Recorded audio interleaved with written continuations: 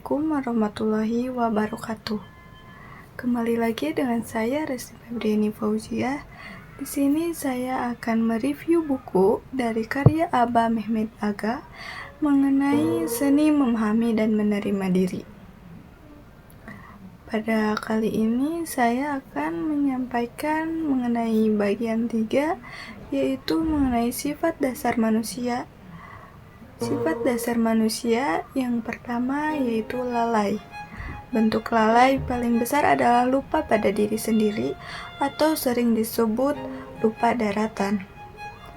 Lupa jenis ini biasanya terjadi pada orang-orang yang sedang menikmati kesuksesan besar atau memegang kekuasaan. Manusia-manusia seperti Raja Fir'aun, Raja Namrud, dan Qarun.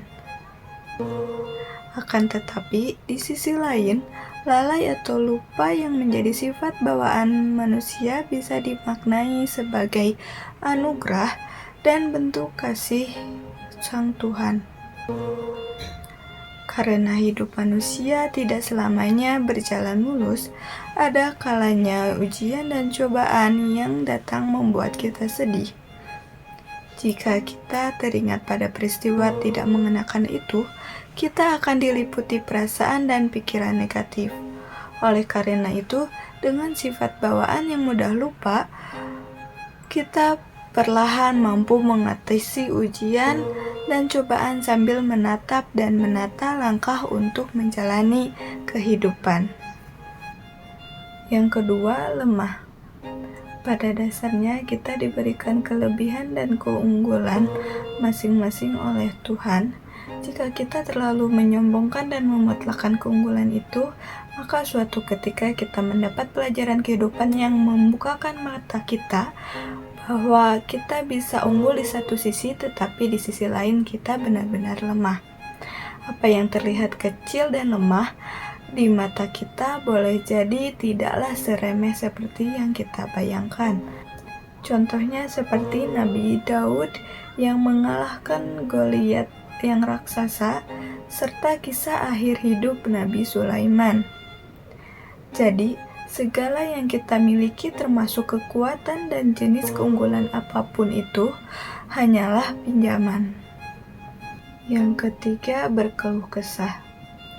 Kebiasaan berkeluh kesah dapat menghancurkan diri kita sendiri, juga menular yang berarti turut membahayakan orang lain.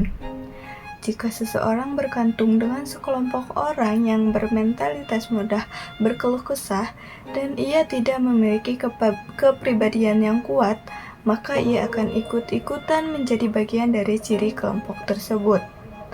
Ciri paling menonjol dan kentara dari orang yang mudah berkeluh kesah adalah menyalahkan orang lain atau keadaan. Alih-alih mencari solusi atau jalan keluar, ia malah membuat situasi dan keadaan makin runyam dan kacau.